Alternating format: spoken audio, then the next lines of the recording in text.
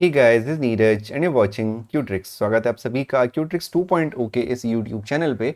फिर शुरू करते हैं आज की क्लास आज के पहले क्वेश्चन के साथ। तो जो आज का पहला क्वेश्चन है हमारा वो है आपके सामने। तो पहला क्वेश्चन है 70 का 4/5 भाग 112 का 5/7 भाग एक दूसरे से कितने प्रतिशत कम है ना। तो ये आपसे पूछा गया है कि 70 का, अब देखो ये किसी पेपर की कटिंग है जो प्रीवियस ईयर में आया हुआ है, तभी जो है नीचे आपको दूसरा क्वेश्चन दिख रहा होगा।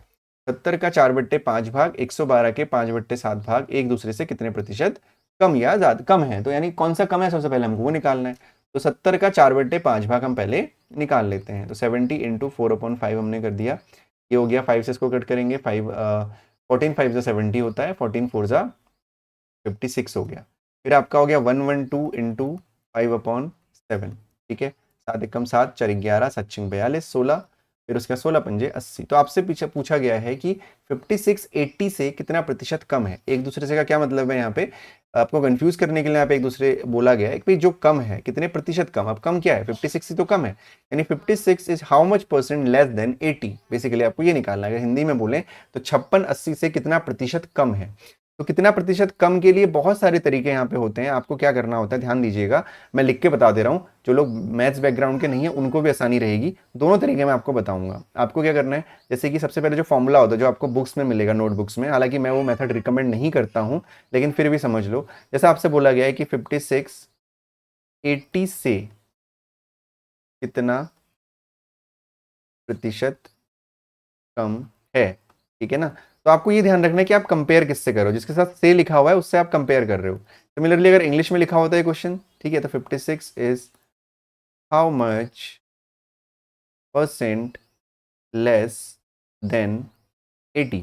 तो यहाँ पे जैसे से लिखा हुआ है उसी तरह यहाँ पे देन लिखा हुआ है। मतलब आपको ये ध्यान रखना है कि किससे आप कंपेयर कर रहे हो, ठीक है। तो 56 80 से, यानी जिससे आप कंपेयर कर रहे हो वो वैल्यू नीचे आ जाएगी डिनोमिनेटर में 80, और यहाँ पे आ जाएगा इन दोनों का डिफरेंस, ठीक है, इंटू 100। अब इसको याद करे रखना बड़ा ही मुश्किल काम है, तो पहले इसको मैं निकाल लेता हूँ, सोल्यूशन कर ही देता हूँ आपके लिए।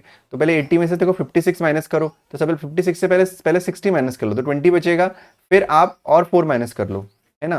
तो 20 में से 4 गया 16, तो ये हो गया 80 इंटू 100, तो जाएगा 16 पंजे 80, 5 दूनी 10 0, तो 20% आपका आंसर हो गया, ठीक है। 5 दूनी 10, 20% आपका आंसर है। लेकिन यहाँ पे तो 20% के ऑप्शन में दिया ही नहीं है, ऐसा कैसे हो गया। तो ओके, थोड़ा सा गलती हुई यहाँ पे, देखो मैं बता रहा हूँ कहाँ गलती हुई। 80 में से 56 माइनस करने में हमारी गलती हुई है। तो 80 माइनस 56 आप करोगे, तो पहले 80 में से आप 50 माइनस कर लो, ये मैंने गलती कर दी। 80 में से 50 माइनस करोगे 30 हो गया, ठीक है।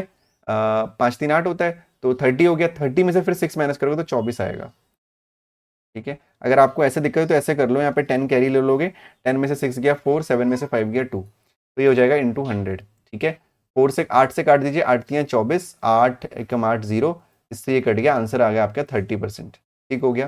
तो ऑप्शन नंबर बी आपका आंसर होगा यहाँ पे। अब ये तो तरीका है जो मैंने आपको बताया कि जिससे आप कंपेयर करोगे उसको नीचे रखोगे, लेकिन ये तरीका मैं अब रिकमेंड नहीं करता, ये बहुत पुराने तरीके हो गए हैं। नया तरीका ये कहता है कि आपसे आपको जिससे कंपेयर करना है, जैसे 56 और 80 में आपको बताना है ना, तो आप एक काम करो, 80 से कंपेयर कर रहे हो तो आप 180 की वैल्यू आप 100% एज्यूम कर लो, ठीक है। 80 की वैल्यू 100% है, तो 1 की वैल्यू हो गई 100/80, ठीक है। तो 56 की वैल्यू हो गई 100/80 इंटू 56, तो 0 से 0 कट गया, 8 7 जा 56 हो गया, आंसर हो गया 70, ठीक है। तो अब ये 70% है, मतलब 80 की वैल्यू 100% है और 56 की वैल्यू 70% है, तो यानी कितना कम है इससे, 30% कम है, तो 30% आंसर हो गया, ठीक है। ऐसे भी आप कर सकते हो, जो तरीका आपको अच्छा लग रहा है आप उससे कर सकते हो, कोई प्रॉब्लम नहीं है। देखो हर किसी का माइंडसेट अलग तरीका होता है, हो सकता है किसी को ये वाले तरीके में कोई कंफर्टेबल हो, कोई इसी वाले तरीके में कंफर्टेबल हो, तो जिसमें आप कंफर्टेबल हैं आप उस तरीके से करिए, कोई भी दिक्कत आपको नहीं आएगी। तो अगला क्वेश्चन है आपका, किसी परीक्षा में 70% परीक्षार्थी अंग्रेजी में तथा 80% परीक्षार्थी गणित में उत्तीर्ण हुए तथा 10% दोनों विषयों में अनुत्तीर्ण हुए। यदि दोनों विषयों में कुल 144 परीक्षार्थी उत्तीर्ण हुए तो परीक्षार्थियों की कुल संख्या क्या थी। अब इसमें ना आपको एक चीज ध्यान रखनी है, देखो हमेशा ऐसे क्वेश्चन में 3 नंबर होते हैं, ठीक है। एक होता है 70%, 80%, 10%, ये 3 नंबर आपको मिलेंगे। अभी 3 नंबर कैसे कैसे होंगे, 2 परीक्षाएं होंगी, 2 सब्जेक्ट होंगे, 2 सब्जेक्ट का डेटा एक में होगा और एक का एक में होगा। तो आपको बेसिकली क्या करना है, जो सिंगल वाला जिसमें दोनों विषयों में अनुत्तीर्ण आपको दे रखा है, है ना। तो आपको बाकी जो दोनों है उसका भी अनुत्तीर्ण निकालना पड़ेगा। अगर यहाँ पे ये दिया हुआ होता कि 10% में यहाँ पे उत्तीर्ण दिया हुआ होता तो आपको जो तो बाकी दो हैं उसमें उत्तीर्ण निकालना पड़ता। ठीक है, तो अगर आप ध्यान से देखोगे तो इसमें दिया हुआ है किसी परीक्षा में 70% परीक्षार्थी अंग्रेजी तथा 80% गणित में उत्तीर्ण हुए, पास हो गए हैं। तो जरा ध्यान से समझिएगा, इंग्लिश की अगर हम बात करें तो इंग्लिश में आपका 70% उत्तीर्ण हो गए हैं, तो फेल कितने हुए होंगे? 100 माइनस 70, 30% फेल हुए होंगे। ये फेल का डेटा है। ठीक है, सिमिलरली मैथ्स में यानी गणित में 80% पास हो गए हैं, तो फेल कितने हुए? 20% फेल हो गए। अब हमने इसको फेल में कन्वर्ट क्यों किया? क्योंकि नीचे इंग्लिश प्लस मैथ्स में 10% फेल टोटल डेटा है, ये भी फेल का डेटा है। अगर यहाँ पे पास का डेटा होता तो यहाँ पे भी पास का निकालते। ठीक है, मतलब ये तीनों डेटा सेम होना चाहिए, तो तीनों फेल का होना चाहिए या तो तीनों पास का होना चाहिए। अब जिस फॉर्मूले में हम रख रहे हैं, एक फॉर्मूला लिखना है आपको, 100 माइनस ब्रैकेट के अंदर पहले जो अलग अलग सब्जेक्ट है उनको जोड़ देंगे आप, 30 प्लस 20, और फिर बाद में 10 से माइनस कर देंगे। अब इस फॉर्मूले में रखने के बाद अगर यहाँ पे तीनों फेल हैं तो इसमें जो रिजल्ट आएगा वो पास का आएगा। अगर यहाँ पे तीनों पास हैं तो जो यहाँ पे जो रिजल्ट आएगा वो फेल का आएगा। समझिए दोबारा से, जैसे मैं इसको सॉल्व करता हूँ, 100 माइनस 30 प्लस 20 50 माइनस 10, यानी 100 माइनस 50 माइनस 10 40, है ना। 50 माइनस 10 कितना हो गया? 40, यानी 60 हो गया। यानी अब ये जो 60% बच्चा है ये टोटल क्या बोला? दोनों विषयों में पास है। 60% वो हैं जो, यदि दोनों विषयों में फेल की संख्या 10 है तो दोनों विषयों में पास की संख्या कितनी है? 60% है। ठीक है, तो यहां पे अगर तीनों पास होते तो ये 60% फिर टोटल दोनों विषयों में फेल का डेटा होता। ठीक है, आपसे क्या बोला गया है कि भाई 144 है आपका परीक्षा में टोटल उत्तीर्ण हुए और 60% है, तो basically 60% of x is equal to 144 हो गया आपका। तो जो x की वैल्यू हो जाएगी वो हो जाएगी 144 इंटू 100 अपॉन 60। बहुत आसान है, क्या किया? 60% का मतलब होता है 60 अपॉन 100 और ऑफ का मतलब होता है इंटू। तो 100 को ऊपर लेगा, 60 को नीचे ले आए, 0 से 0 काट दीजिए। ठीक है, 6 से कट जाएगा, 6 दूनी 12, 13 14, 6 चक्कू 24, यानी 240 आपका आंसर होगा, जो है ऑप्शन नंबर सी। तो ध्यान रखिएगा, आपको इस फॉर्मूले को तभी लगाना है जब या तो तीनों फेल हो या तो तीनों पास हो। ठीक है, अगर तीनों पास होंगे तो यहाँ पे आपका ये फेल वाला आएगा डेटा, अगर तीनों फेल होंगे तो यहाँ पे डेटा पास वाला आएगा। ठीक है, बहुत बढ़िया। तो नेक्स्ट क्वेश्चन है आपका, किसी चुनाव में 8% मतदाताओं ने अपने मत नहीं डाले। इस चुनाव में केवल 2 ही प्रत्याशी थे। जीतने वाले प्रत्याशी ने कुल मतों के 48% मत प्राप्त कर 1100 मतों से चुनाव में दूसरे प्रत्याशी को हरा दिया। तो चुनाव में कुल कितने मत थे? ठीक है, 2 कैंडिडेट हैं, दोनों को ये इलेक्शन हुआ। अब उससे पहले हमें दे रखा है कि 8% लोगों ने वोट नहीं डाला। ठीक है, अब हमें ये सोचना है, यहाँ पे ये देखना है यहाँ पे कि जो हम इसको x मान के भी कर सकते हैं, लेकिन x वैक्स मानने की आवश्यकता नहीं है ना, x मानने की जरूरत नहीं है। हम करेंगे 100 मान के। ठीक है, 100 मान के करेंगे। हम मान लेते हैं कि जो टोटल था, टोटल आपके वोट थे, कुल मत, वो 100 थे। अब 100% में से 8% लोगों ने मत नहीं डाला ना मत, 8% लोगों ने, तो यानी 100 का 8% 8 ही होता, तो 8 ने आपका वोट नहीं डाला, तो बचा कितना? 92 लोगों ने वोट डाला। आगे बढ़ते हैं। जीतने वाले प्रत्याशी ने कुल मतों के 48% मत प्राप्त कर 1100 मतों से चुनाव में दूसरे प्रत्याशी को हरा दिया। अब यहाँ पे थोड़ा सा कंफ्यूजन है। देखो, जीतने वाले प्रत्याशी ने कुल मतों के, कुल यानी 100 के, 92 से नहीं। क्यों? क्योंकि यहाँ पे अंडरस्टूड है, अगर किसी को, आप समझना, अगर 100 में से एक को 48 मिले, मान लो कोई अनवैलिड वोट था ही नहीं, 48 मिले, तो ऑब्वियस दूसरे को 52 मिलेंगे, तो इसको 48 में जीत कैसे गया? नहीं जीत सकता ना, नहीं जीत सकता। लेकिन हमें जो डेटा दिया गया है, डेटा के अकॉर्डिंग हमें क्वेश्चन को करना है। सबसे पहले 100 वोट, हमने कुल मत 100 मान लिए, 100 मान लिया, 100% मान लो, एक ही बात है। तो 100% मान लिया, 8% लोगों ने वोट नहीं डाला, तो बचा 92 लोगों ने वोट डाला। लेकिन हमें यह बोला कि जो जीता है उसको जो है वो 100 का 48% मिला है, तो 100 का 48% तो 48 होता है। इसका मतलब 92 में से 48 वोट उसको मिले हैं जो जीता है, ये विनिंग कैंडिडेट है 48। ठीक है, और जो बाकी बचे, बाकी कितने बचे? 92 में से 48 को माइनस कर दो, तो जगह 8 और 4 12, 8 में से 4 गया 4। ठीक है, यानी 44 मिले दूसरे वाले को, जो हार गया, जो लूज हो गया कैंडिडेट। क्लियर है इतना? ये 48 कहां से आया? क्योंकि उसने बोला है कि कुल मतों का 48% वोट से वो जीता है, तो 1100 मतों से वो जीत गया है। बहुत आसान क्वेश्चन है, ध्यान से देखिएगा। 1100 मतों से चुनाव में वो जीत गया।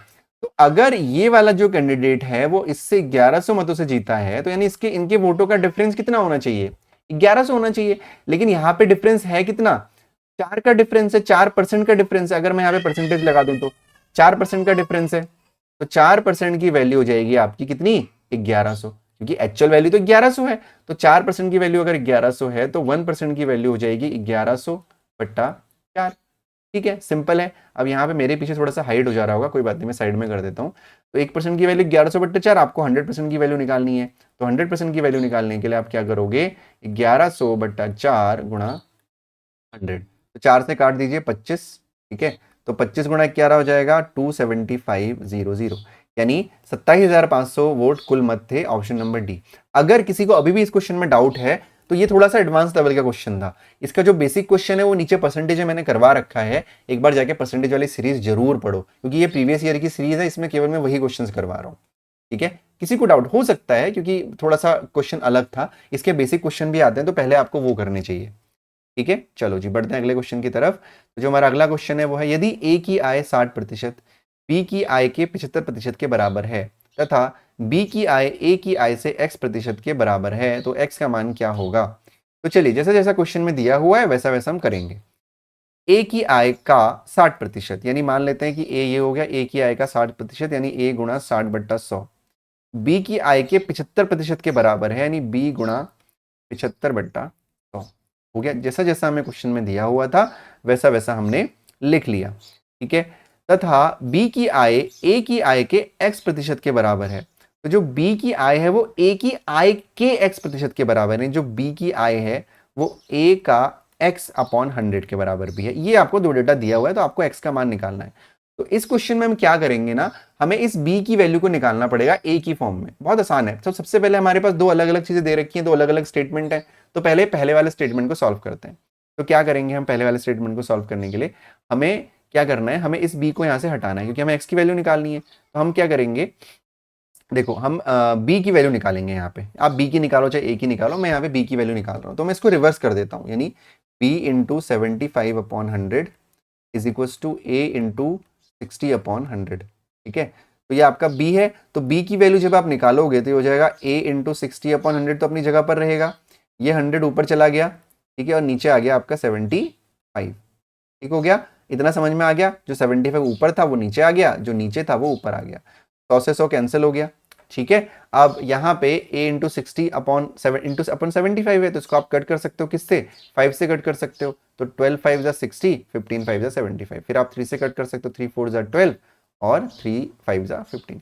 यानी जो b की वैल्यू आई वो आई a इंटू 4/5। क्योंकि आपको x की वैल्यू निकालनी है, तो आप एक काम करो, इस b की वैल्यू को आप यहाँ रख दो। ठीक है, यानी a इंटू 4/5, b की जगह पे हमने ये रख दिया, is equal to a into x/100। अब देखो a है तो आपको x की वैल्यू निकालनी है, तो इसको x को यहीं रहने दो और बाकी चीजों को इधर लेके चले जाओ। ठीक है, यानी a इंटू 4/5 तो अपनी जगह पे रहेगा। ये 100 यहाँ डिनोमिनेटर में, तो ऊपर जाके न्यूमिनेटर में बन जाएगा, और इंटू a यहाँ बन जाएगा।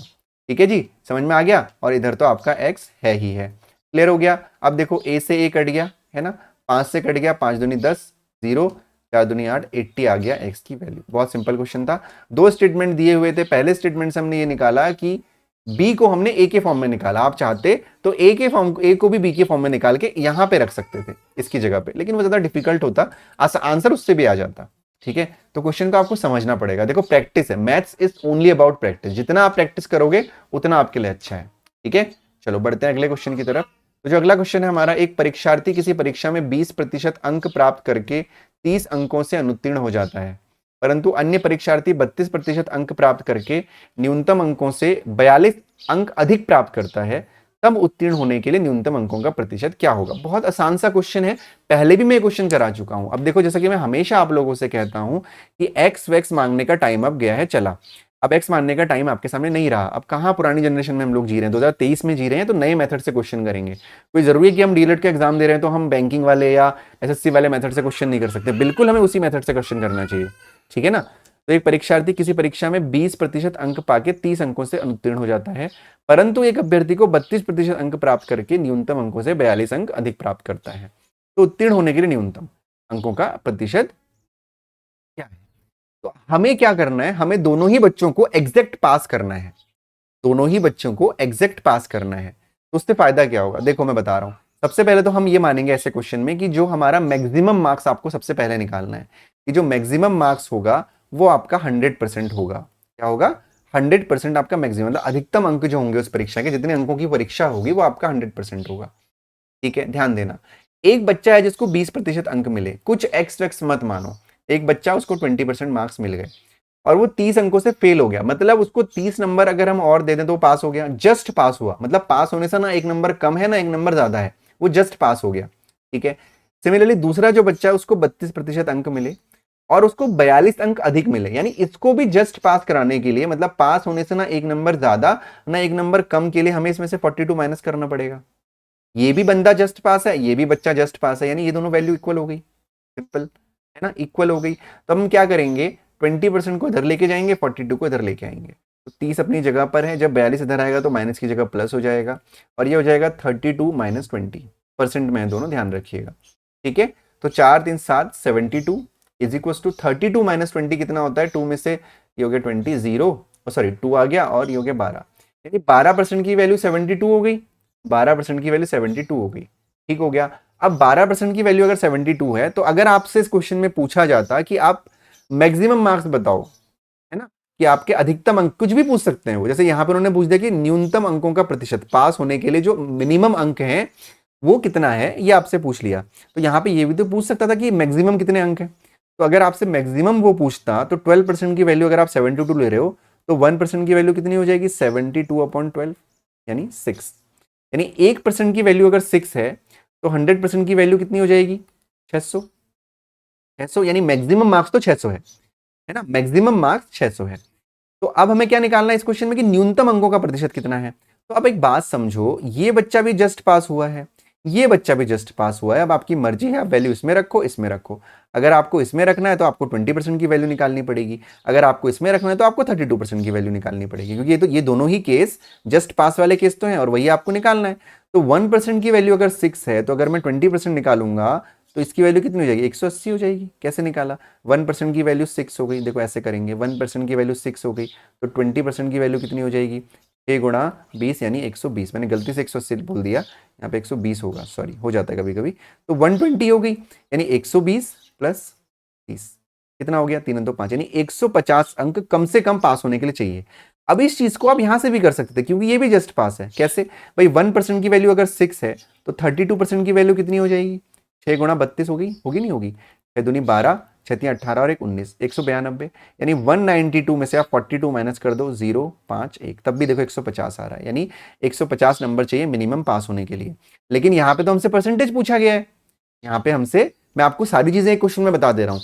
अब मिनिमम मार्क्स जो पास होने के लिए चाहिए वो 150 है और 100% आपका 600 है, ठीक है। तो ये हो गया मिनिमम मार्क्स निकाल दिया, लेकिन हमसे यहाँ पे परसेंटेज में पूछा गया कि मिनिमम पास होने के लिए प्रतिशत कितना है। तो जैसे कि यहाँ पे हमने 20% की वैल्यू निकाली, वैसे हम यहाँ पे 30 की वैल्यू निकालेंगे। अब इसका उल्टा करेंगे, मैं आपको एक क्वेश्चन में बहुत सारी चीजें बता दे रहा हूँ। ये तो मैंने वो बताया कि यहाँ पे पूछा जाता अगर कि अधिकतम अंक कितने हैं, 600 है, पास होने के लिए मिनिमम अंक कितने चाहिए, 150 चाहिए।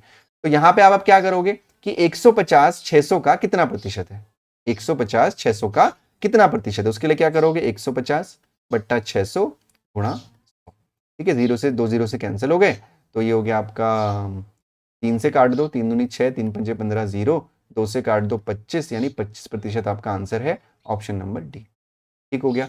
तो हालांकि इस क्वेश्चन को मैं और भी तरीके से आपको बता सकता था, बहुत इजी हो जाता अगर मैं 1% की वैल्यू अगर 6, जैसे 6 की वैल्यू अगर 1% है, चलो मैं वो भी बता दूंगा। अभी इतना क्लियर हो गया, मैंने यहाँ पे आपको पहले ये बताया कि आप मैक्सिमम मार्क्स कैसे निकाल सकते हो, कि अधिकतम अंक कितने हैं अगर एग्जाम में पूछ लेगा तो, फिर कितने अंकों से वो जस्ट पास हो रहा है वो भी निकाल सकते हो। लेकिन इस पर्टिकुलर क्वेश्चन में जो पूछा गया था उसके लिए आप और क्या कर सकते हो वो मैं बता दे रहा हूँ, ठीक है। डायरेक्टली आप क्या कर सकते हो, यहाँ पे मैंने थोड़ा सा शॉर्ट लॉन्ग कट लिया क्योंकि लॉन्ग कट लेना थोड़ा सा जरूरी था, जिससे कि चीजें आपको समझ में आ जाएं थोड़ा सा, ठीक है। अभी मैं क्या कर रहा हूँ कि अभी मैं आपको बिल्कुल शॉर्टकट और बता दे रहा हूँ, थोड़ा सा इरेज कर दूं चीजों को, ठीक है, 1 मिनट देना मेरे को। जैसे इन सब चीजों की कोई जरूरत ही नहीं है फिर, क्योंकि जो हमें निकालना है एग्जैक्ट हम वही निकालेंगे भाई, एग्जाम में थोड़ी ना आपको एक्सपेरिमेंट करना, ये भी निकालो वो भी निकालो, यहाँ तो मुझे आपको समझाना था, तब मैंने आपको ये सब चीजें बताई, है ना। अब हम इस कंडीशन पे पहुंच गए कि हमारे पास 1% की वैल्यू 6 आ गई है, हमको क्या बताना है, पासिंग परसेंटेज बताना है, जस्ट पासिंग परसेंटेज। तो हम क्या करेंगे, बहुत सिंपल है, देखो 1% की वैल्यू 6 है, यानी 6 की वैल्यू 1% है, तो बेटा 30 की वैल्यू निकाल लो। तो 6 की वैल्यू अगर 1% है तो 30 की वैल्यू क्या हो जाएगी, 6 इंटू 5 30, यानी 1 इंटू 5 5%, है ना। 30 की वैल्यू 5%। अगर किसी को कैसे किया डायरेक्टली समझ में नहीं आया तो ये किया, 6 की वैल्यू 1%, 1 की वैल्यू 1/6%, तो 30 की वैल्यू हो जाएगी कितनी, 1/6 इंटू 30%, तो 6 पंजे 30, तो कुछ नहीं 20%, 30 की वैल्यू 5%, यानी 20 + 5 25%। इसको भी आप इससे कर सकते थे, लेकिन जैसे आपने यहाँ पे 30 की वैल्यू निकाली, आपको 42 की वैल्यू निकालनी पड़ती, वो भी आसान है। देखो कैसे, देखो मैं इधर बता देता हूँ। जैसे 6 की वैल्यू 1% है, तो आपको 42 की निकालनी है, तो ये कैसे आता है, इंटू 7 करके आता है। यहाँ पे भी इंटू 7 कर दो, 7% आ गया। बहुत सारे तरीके हैं क्वेश्चन करने के, तो 32 में से आप 7 को माइनस करोगे तो 25 ही आएगा, आप सबको पता है। तो कैसे भी आप क्वेश्चन को कर सकते हो। इससे पहले जो मैंने बताया था ये आपको ये इसलिए बताया कि क्वेश्चन ऐसा भी पूछता है, कोई जरूरी नहीं कि हमेशा परसेंटेज आ जाए, कुछ भी आ सकता है ना। तो इस बात का आपको ध्यान रखना है। होपफुली आपकी आज की क्लास थोड़ा सा डिफिकल्ट थी, होपफुली आपको अच्छी लगी होगी। किसी क्वेश्चन में अगर डाउट है तो कमेंट सेक्शन में मेरे को बताना, आपको डाउट में क्लियर कर दूंगा।